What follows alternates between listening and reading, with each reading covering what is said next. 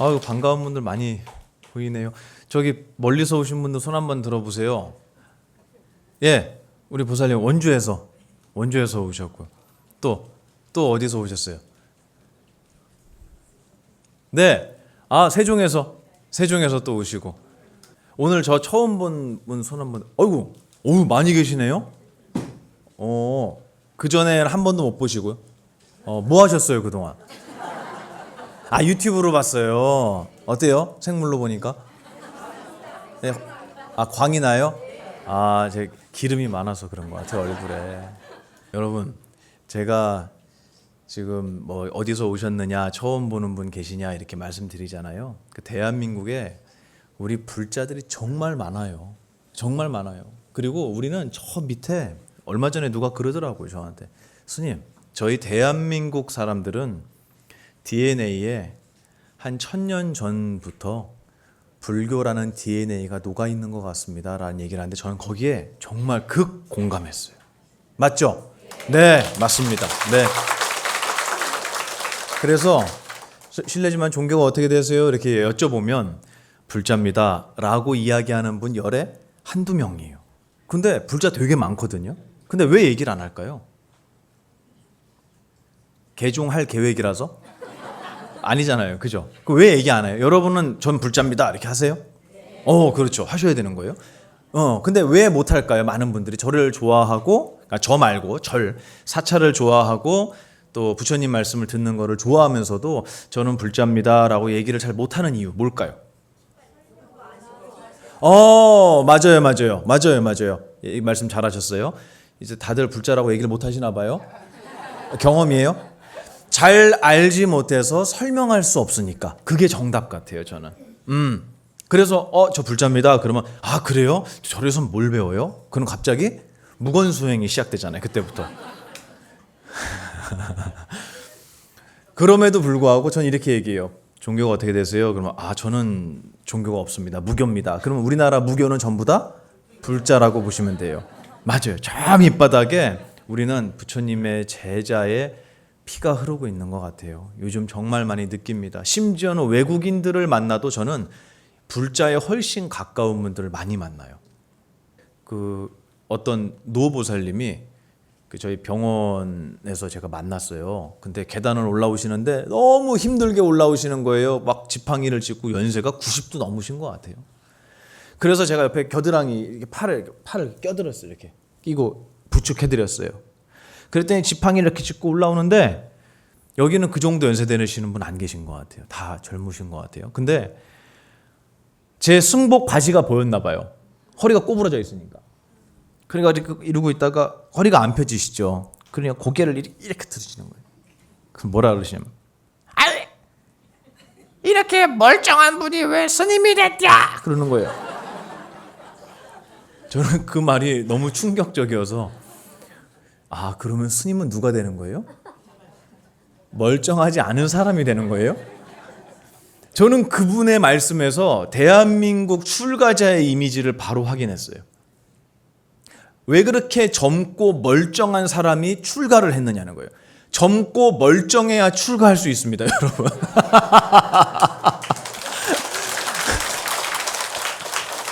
저는 그렇게 배웠어요. 그리고 그러면 연세 들면 못하냐? 아니요, 그 소리가 아니고요. 젊을 때 출가해야 오래 공부할 수 있잖아요. 그죠? 저희 큰 스님께서 이런 말씀하셨어요. 나 혼자 공부하는 거 있잖아요. 여러분 지금 열심히 잘하시고 계세요. 정말 잘하고 계세요. 나 혼자 공부하는 거는 말 그대로 나 혼자 하는 거예요. 근데 내가 혼자 공부한 거를 누군가에게 알려주는 거는요, 다시 말해서 스승의 길을 간다라는 거는 전혀 다른 공부가 시작돼야 돼요, 여러분. 이건 정말 힘들어요. 저 역시도 수많은 강의를 다니고 법회 자리에 앉으면서 여러분한테 아직도 저는 삼배를 받는 게 정말 너무너무 불편해요. 그리고요, 청법가 부를 때 저는 항상 서서 청법가 끝까지 부르고 앉아요. 그러면 그 법회 진행하시는 분이 안절부절이에요. 지금 좀 올라와서 앉으셔야 되는데. 우리 대한민국 불교의 어른 스님들께서는 전 충분히 여기 앉으셔서 삼배를 받고 청법과를 받으실 만한 대덕 큰 스님들이 많다라는 걸 저는 분명히 알고 있습니다. 근데 저는 아닌 것 같아요. 그냥 제 마음이에요. 그래서 저는 청법과를 부를 때 우리의 스승이 누구죠? 보만 스님이에요? 보만 스님 아니에요?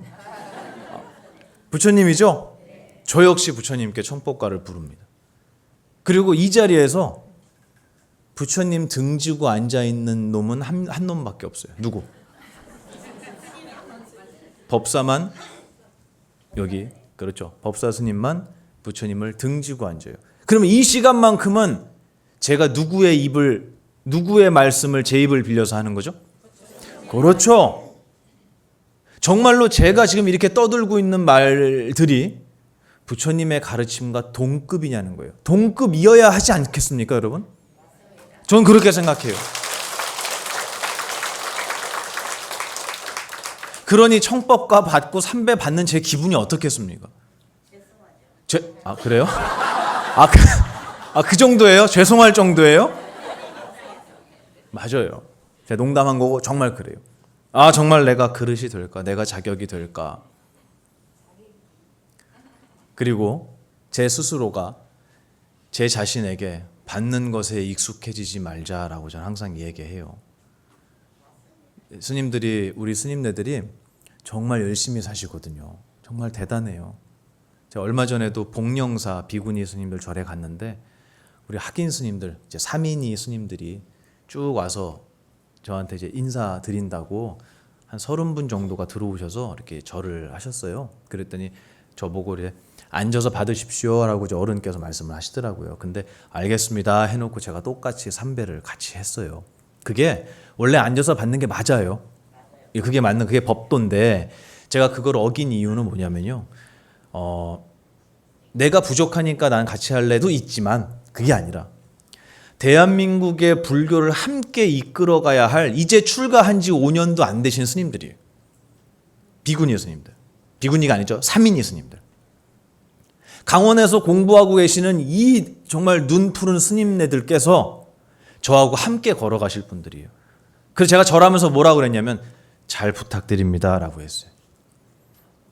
여러분, 어느 조직을 굉장히 강하고 빠르게 키워내는 방법이 있어요. 그건 뭐냐면 강력한 카리스마가 있는 리더가 나타나면 돼요. 인류 역사상 최고의 카리스마를 가진 리더 누구죠?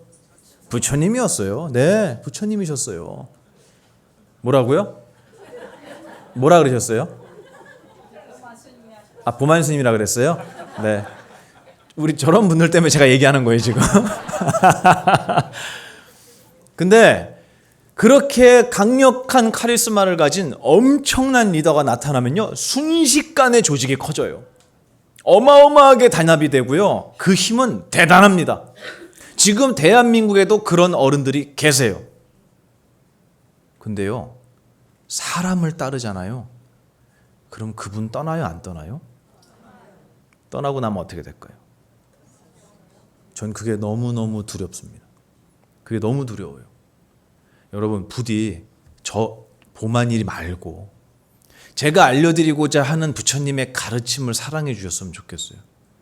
오늘 여러분 이렇게 많이 이 귀한 휴일날 이렇게 오셔서 자리를 채우고 저를 행복한 눈으로 쳐다보시는 거 저는 진심으로, 정말 진심으로 감사드립니다. 제가 정말 그런 사랑을 받을 만한 복이 있는 사람인지는 모르겠어요. 자격이 있는지는 모르겠습니다. 하지만 제가 여러분께 그 감사함을 받고 드리고 싶은 얘기는 고맙습니다 다음에 이어질 바로 이 얘기예요.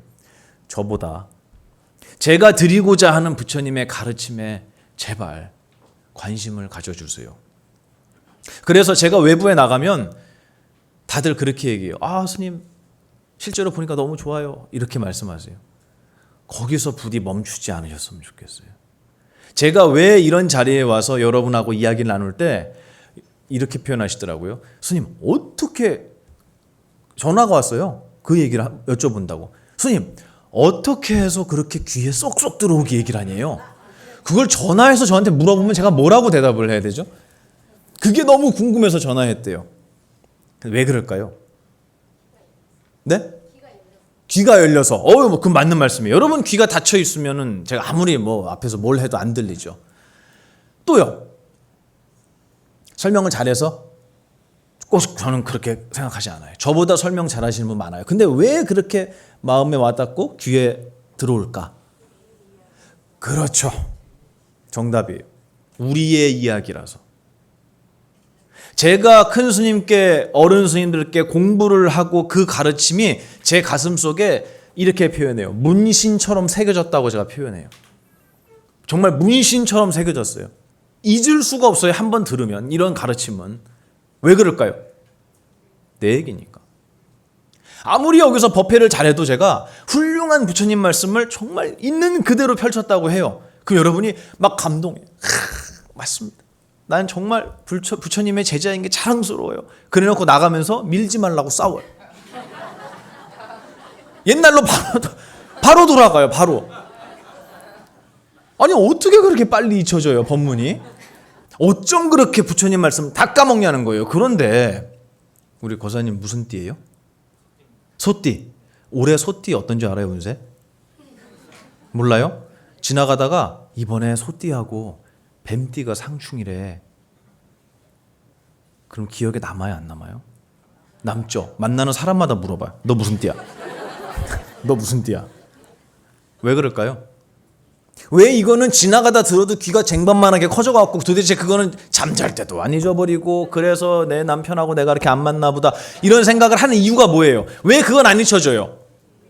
내 얘기라고 생각하는 거예요. 여러분 머리가 나쁘신 게 아니에요. 여러분 머리가 나쁜 게 아니에요. 훌륭해요. 제가 문제 내볼까요?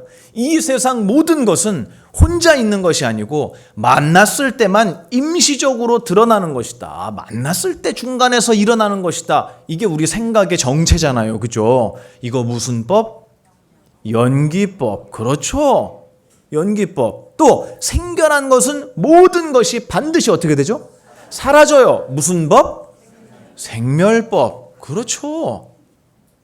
진짜 앵무새처럼 어떻게 그렇게 얘기를 잘하는지 자다가 깨워서 물어봐도 대답이 줄줄 나와요. 저희는 그걸 보고 뭐라 그러냐면 아이고 그냥 막 즉설주알이라 그래요. 반야심경 맨 밑에 맨 마지막에 나오죠. 즉설주알이에요. 그냥 부처님 말씀을 여쭤보면 저보다 더 많이 알고요. 저보다 절을 더 많이 다니셨어요. 여러분들이. 스님 이 절 아세요? 몰라요. 저는 그런 절 가본 적이 없어요. 이 스님 아세요? 저는 잘 몰라요. 얼마나 공부를 여러분이 열심히 하는지 몰라요. 그런데 왜 그게 죄다 깨진 기왓장처럼 널브러져 있고 쌓여 있기만 하지 왜 집이 안 될까? 왜 법당이 내 가슴속에 안 만들어질까? 왜 그렇다고요? 내 얘기라고 생각을 안 하는 거예요. 머리가 나쁜 게 아니에요, 여러분. 네? 부처님 말씀을 내 얘기라고 믿지 않는 거예요. 믿어지지가 않는 거예요. 그건 여러분이 모자라서냐? 아니요. 저는 거기에 우리 스님들의 몫이 남아있다고 생각합니다. 그래서 저는 항상 여러분에게 어떻게 하면 이 이야기를 조금 더 쉽게 이해할 수 있을까? 그래서 내 얘기라고 받아들일 수 있을까? 저거 내 얘기였잖아. 맞네, 저거 내 얘기야. 라고 생각을 해야 잊혀지지 않는 거예요. 그게 아니라 저 부처님께서 어느 경에서 이런 말씀을 하셨대. 이거 여러분 백날 들어봤자 여러분 삶이 안 바뀌어요. 맞죠? 근데 우리 행복해지기 위해서 공부하잖아요. 왜냐하면 행복하지 못한 게 너무 많으니까. 또 우리 수타니파타의 유명한 구절 있죠. 그물에 걸리지 않는 바람처럼. 어떻게 그렇게 잘 알아? 어떻게 그렇게 똑똑해? 몇 살이에요? 9살. 9년이나 살았어. 9년 동안 얼마나 부처님 말씀을 많이 들었겠어요. 정말 대단한 인연이에요. 잘 데리고 왔어요. 잘 키웠어요. 우리 다 부처의 씨앗들입니다. 맞죠? 네.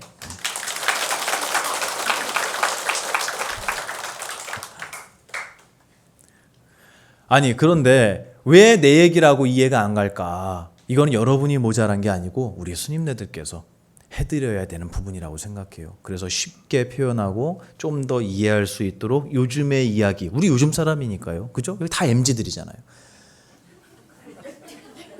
왜 MZ를 못 알아듣는 표정이죠? 요즘에 살고 있는 우리들이 이해할 수 있는 언어로 부처님의 가르침을 풀어서 설명해 주시는 게 스님네들이에요. 맞죠? 그런데 우리 절에 가시면 이런 얘기 하시더라고요. 야, 부처님 보러 가지 스님 보러 가냐? 들으셨어요? 안 들으셨어요? 못 들으셨어요? 이거 들었죠? 저 이 말 정말 싫어합니다. 너무 슬퍼요. 그 얘기 들으면 막 가슴이 무너지는 것 같아요. 저 오늘 이제 그만하고 갈 테니까 나머지 시간 동안 한번 여쭤보세요. 여쭤보세요. 뭘 알려주시겠느냐고. 대답하세요? 안 하세요? 안 하세요. 부처님은 이미 모든 대답을 다 남겨놓으셨어요. 어디에? 그렇죠. 불경에 남겨놓으셨어요. 경장, 율장에 다 남겨놓으셨어요. 부처님. 이미 2600년 전에 우리가 궁금해할 만한 모든 질문에 대한 답을 다 남겨두셨더라고요. 근데 우리가 공부를 안 하는 거예요. 9살짜리가 비웃잖아요. 맞아요. 우리가 공부를 안 하는 거예요. 그래서 제가 여러분 항상 알아보든 못 알아보든 경전 자꾸 펴라고 얘기하죠. 그죠? 정말 소중하게 생각하셔야 돼요. 정말 소중하게. 그래서 이 이야기를 어떻게 하면 좀 더 쉽게 표현할 수 있을까를 저는 항상 고민합니다. 고민해요. 그런데 제가 이렇게 말씀드렸어요. 스님, 어떻게 얘기해야 좀 이해를 쉽게 잘할 수 있을까요? 잘 시킬 수 있을까요? 그랬더니 두 가지 말씀하셨는데 첫 번째는 이렇게 말씀하시더라고요. 잘 아는 놈은 어렵게 얘기 안 해. 그러시는 거예요. 맞죠? 우리 지난 여름 다 갔잖아요. 우리 여름에 수박 먹어봤죠? 우리 부사님 수박 좋아해요? 좋아하게 생겼어 보니까. 먹는 거 좋아하게 생겼어요. 수박을 난 한 번도 못 먹어봤어요.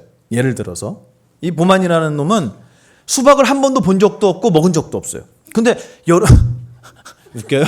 웃겨? 그렇다고 치자고요. 그런데 이 수박이라는 게 그렇게 맛있다면서요. 여름에 먹어봤지, 그지? 맞죠. 수박이라는 게 그렇게 맛있다고 하던데 수박은 무슨 색깔이에요? 겉은 초록색, 안은 빨간색. 노란 수박도 있던데. 맞죠? 요즘에 노란 것도 있죠. 그러면 저는 그걸 모르니까 수박은 겉에가 초록색이라는 얘기를 듣고 녹색 과일이구나 라고 만약에 그렇게 이해를 했다고 치자고요. 맞아요? 틀리죠. 안에는 빨갛잖아요. 대답 잘했잖아요. 그러니까 아니야, 빨개 안에가. 그러면 수박은 빨간 과일이군요. 맞아요? 아니에요. 노란 것도 있다니까요. 근데 제가 100번을 여쭤봐도 대답할 수 있죠. 그죠? 왜냐하면 수박을 수도 없이 먹었거든. 한 100통은 먹었거든 지금까지. 먹어본 사람은 우리 애기가 물어봐도 대답 다 할 수 있어요. 이해 못 시키겠냐고 저 친구를. 시킬 수 있어요. 여러분 다 할 수 있어요. 왜요? 먹어봤으니까. 그렇죠. 부처님 말씀을 진짜로 씹어서 삼켜서 먹어본 사람은요. 어떤 방향에서 질문을 해도 다 대답할 수 있어요. 그러면 질문하신 분이 그래요. 질문하세요. 이렇게 제가 손 들고 질문하세요. 그러면은 질문을 못 하겠대요. 왜요? 내가 물어봤어요. 실제로 있었던 일이에요. 왜요? 그랬더니 스님이 대답 못 하시면 곤란하시잖아요. 이렇게 얘기하는 거예요. 아이고 고맙습니다. 저 걱정해 주셔서. 근데 제가 그랬어요. 괜찮아요. 모르면 모른다고 하면 되죠. 괜찮아요. 질문하세요. 그래서 항상 저는 질문 받는 걸 좋아하거든요. 여러분 질문을 받을 때 두 가지예요. 저도. 하나는 저거 다 옛날에 내가 여쭤봤던 건데 큰 스님께. 99.9%는 그거예요. 다 제가 여쭤봤던 거예요. 여러분이 어떤 질문을 해도 다 여쭤본 거예요. 정말 거짓말 안 하고. 근데 0.1%를 남겨놓은 이유가 뭐냐면 내가 아직 모르고 있는 걸 물어볼 수 있잖아요. 여러분이. 저는 그 가능성을 열어놔요. 그래서 그런 질문을 들으면 맞네. 아직 나도 멀었구나. 부족하구나. 또 내가 안다고 생각했는데 그걸 여러분한테 풀어서 설명하다 보니까 여러분이 이해를 못해요. 그거를. 그런 경우 있지 않겠습니까? 그러면 왜 그걸 이해를 못해요가 아니라 나 수박 안 먹어본 거 아닐까? 라는 생각이 저한테 드는 거예요. 내가 먹어보지 않았기 때문에 저 사람을 이해하지 못하는 거 아닐까? 이해시키지 못하는 거 아닐까? 그래서 여쭤봤어요, 스님께. 그랬더니 너가 먹어본 건, 너가 잘 아는 거는 어렵게 얘기 안 해. 그럼 못 알아듣게 설명하시는 분은 어떻단 얘기예요? 여기까지 하겠습니다. 저는 얘기를. 그 다음 얘기는 안 할게요. 그래서 스님들께서 얼마나 이것을 여러분에게 올바로 쉽게 전해드리려고 하는지 노력하신다는 걸 여러분 알고 계셔야 돼요. 그리고 두 번째는 뭐냐면요. 여러분이 제가 여기서 처음부터 시작 딱 들어오자마자 부처님께서 2600년 전 인도에서 이렇게 시작하면 여러분 갑자기 눈이 부처님처럼 반안이 돼요. 반안 뭔지 아시죠? 눈 반만 뜬 거. 이거 반안이 돼요. 그리고 제가 물어보지 않았는데도 고개를 끄덕이면서 맞다 그래요. 묻지 않았는데. 그리고 우리 템플스테이에서 선방에서 그렇게 들어가려고 했던 삼매에 바로 들어가요. 무아의 경지에 들어가요. 제가 강의를 그렇게 하면 여러분 금방 그렇게 돼요. 5분도 안 걸려요. 수면 깼어요. 수면 깼어 완전히. 어쩜 그렇게 목소리도 나긋나긋하게 잠이 잘 오게 되겠습니까? 그러면 안 돼요. 너무너무 아까운 시간이에요. 이거는. 지금 이 시간은요 너무너무 아까워요. 왜 그럴까요? 부처님을 등지고 부처님의 말씀을 제가 대신 드리는 시간이에요. 이 시간은 장난치는 시간이 아니고요. 또 알아듣지 못할 얘기를 줄줄줄 늘어놔서 여러분의 시간을 뺏고 이 기회를 잃어버리게 만드는 그렇게 가벼운 시간이 아니에요. 들어도 그만 안 들어도 그만인 시간이 아니라는 말씀을 제가 드리고 싶었어요. 그래서 여쭤봤어요. 어떻게 할까요? 비린내 붙여야 돼. 너의 법문에 너의 강의에 여기 대중들이 귀 기울이고 관심 갖고 좋아할 만한 비린내를 묻혀야 먹어 그러시는 거예요. 고양이한테 약 주려면 뭘 묻혀야 돼요? 비린내 묻혀야죠. 네, 비린내 묻혀야 돼요. 비린내를 묻혀야지 약인 줄을 모르고 낼름 먹는데 그 먹은 덕분에 병이 낫는 거예요. 스승의 눈은 항상 거기가 있습니다. 그런데 비린내만 자꾸 묻히다 보면 나중에 조심해 약이 없어진다 그러시는 거예요.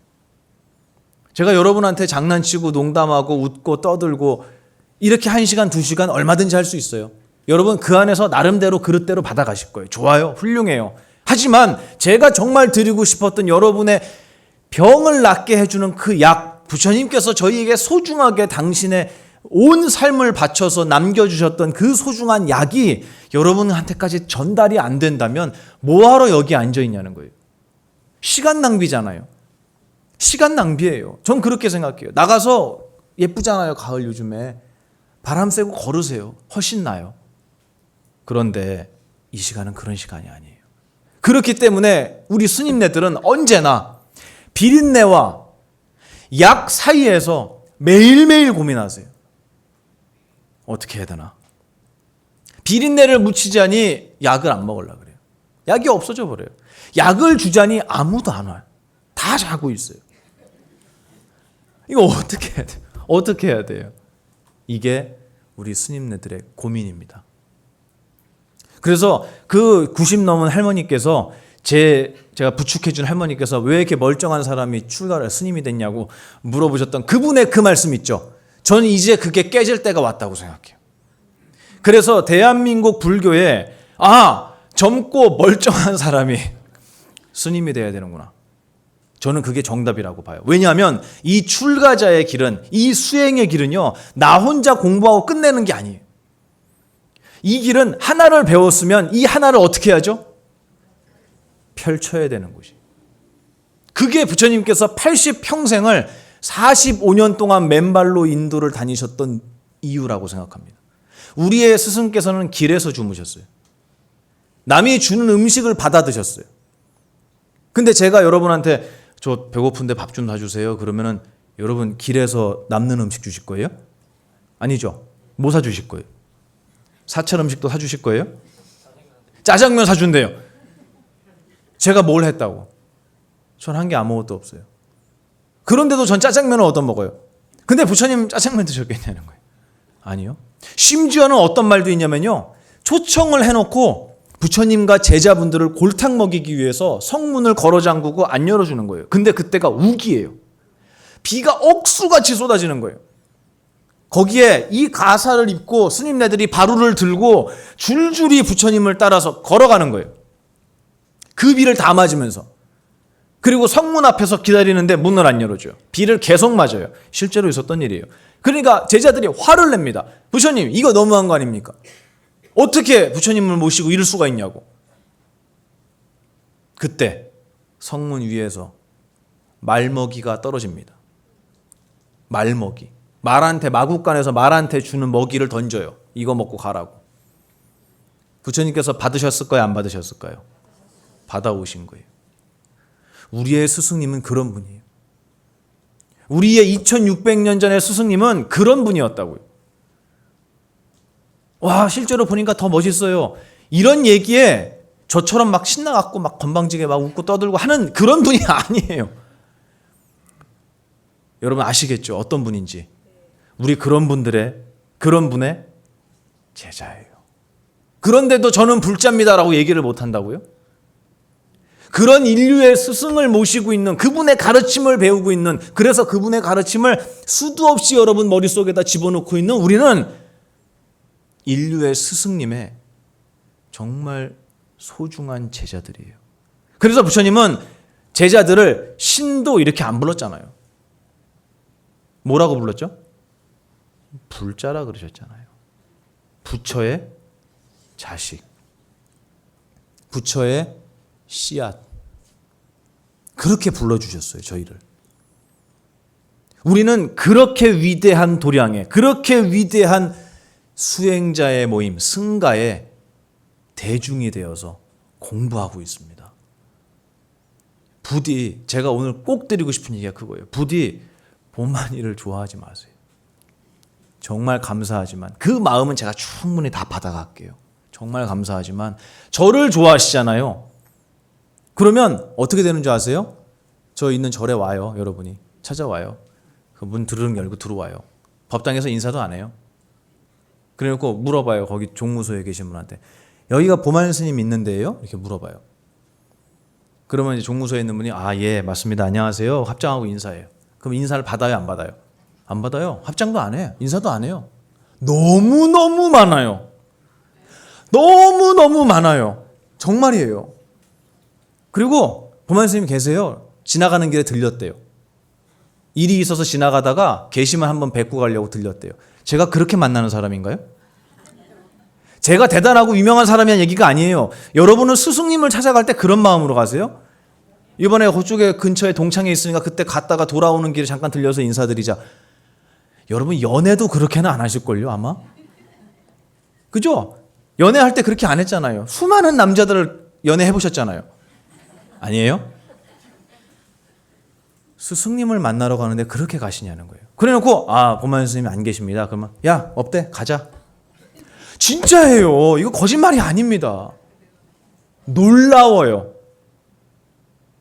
왜 보러 왔을까요 저를? 뭐 TV에 나오고 유튜브에 나오니까 한번 뭐 하려고? 구경하려고. 그러면 안 됩니다 여러분. 아셨죠? 네, 여러분은 안 그럴 거라고 전 믿어요. 그러니까 여기 오셨잖아요.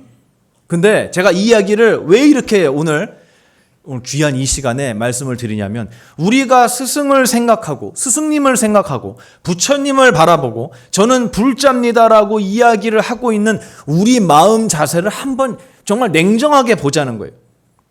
우리는 정말 부처님의 가르침대로 믿고 따르는 수행자가 맞습니까?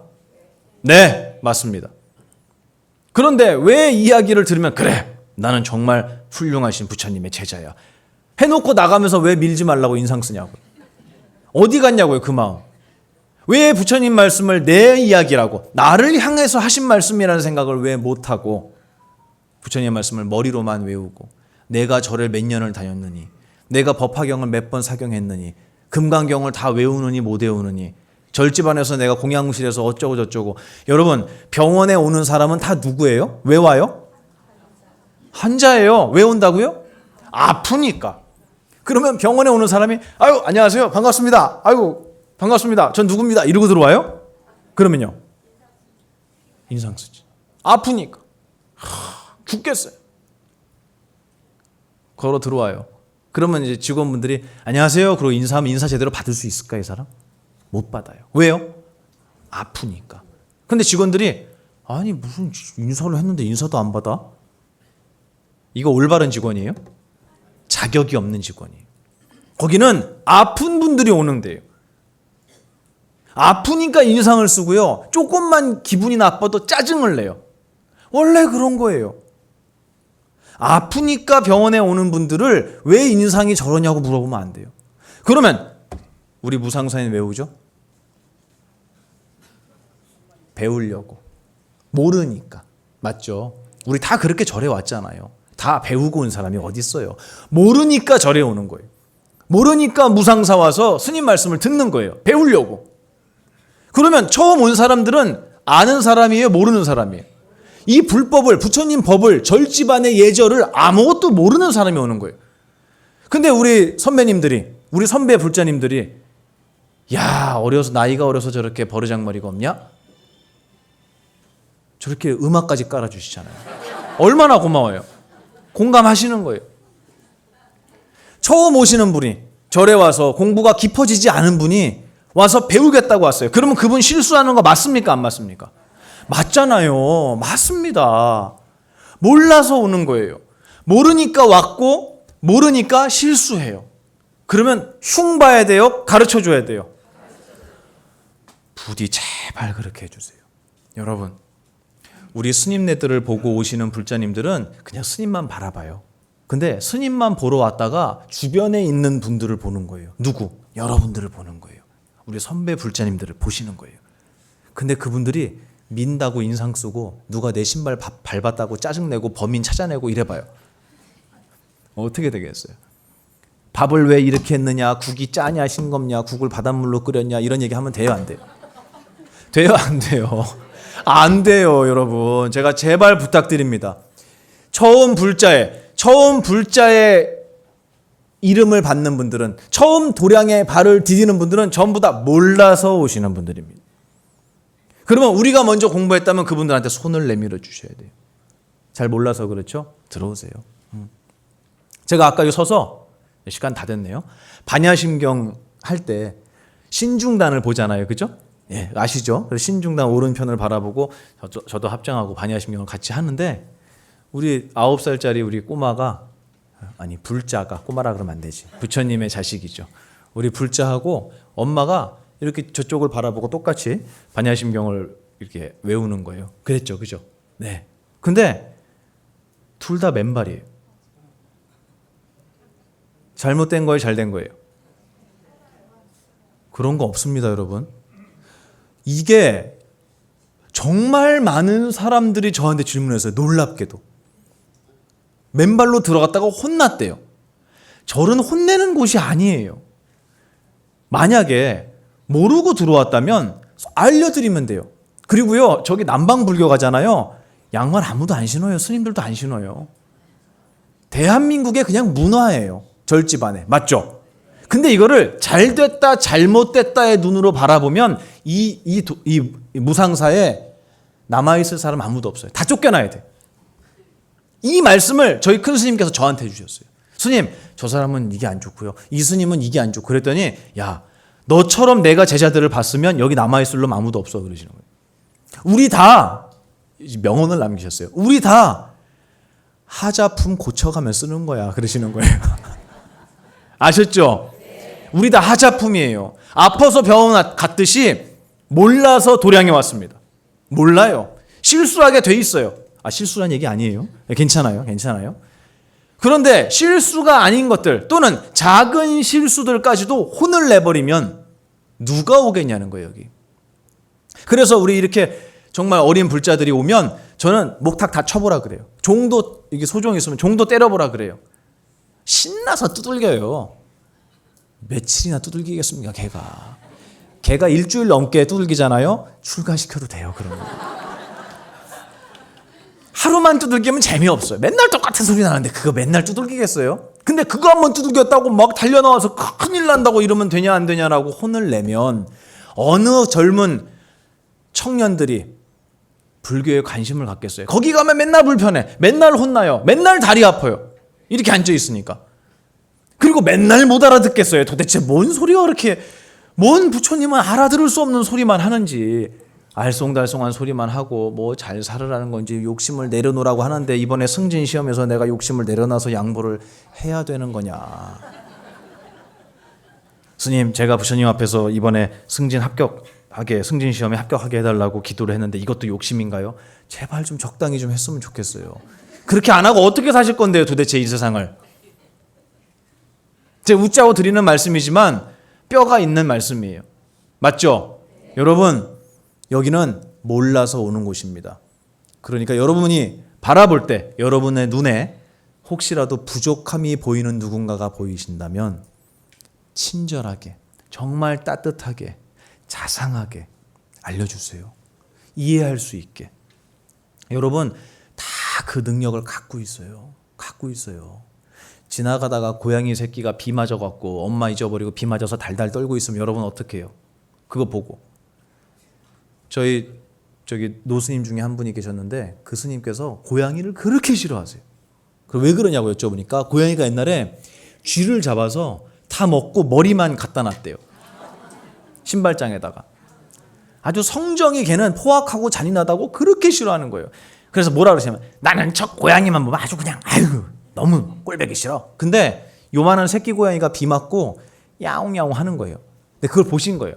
아유 난 저 고양이만 보면 아유 이러다가 야옹 그러니까 어야 아이고 야 그랬어. 바로 바뀌어요. 바로 아유 고양이만 그랬어. 이 마음 여러분한테 있어요 없어요? 있어요. 부디 모르는 분들을 위해서, 이제 배움의 문턱에 다다른 분을 위해서 여러분 따뜻한 마음 내주세요. 아셨죠? 네. 그리고 저 역시도 여러분을 보면서 끝도 없이 고민하고 있어요. 어떻게 하면 더 쉽게, 어떻게 하면 이해할 수 있게 말씀을 드릴까? 그랬더니 댓글에 이렇게 달려요. 보만이 스님, 보만이 스님이라고는 안 해요. 보만이는 너무 가벼운 듯, 법문에 무게가 없는 듯 이렇게 써놔요.